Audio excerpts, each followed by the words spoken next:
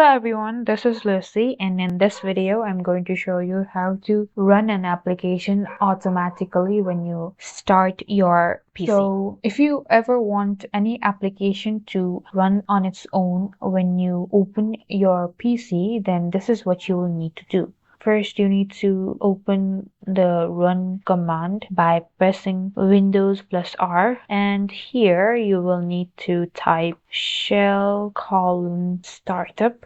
So it will open this folder with all the applications you have on the startup menu. So next you will open the run command again, and this time you need to type shell apps folder, and from here you just need to drag and drop the application you want to start on its own, like PowerPoint, and just like that. After you restart your computer, you will see that the applications you have kept in the startup folder opens on its own when you start your PC. And if you want to remove any of the apps from the startup folder, you just need to select them and press the delete key in the keyboard. And that's this simple. Know that if you keep many applications here in the startup menu, your PC will take longer time to start. And that's it for this video. Thank you guys for watching. Like and subscribe for more videos, and I'll meet you guys in the next video.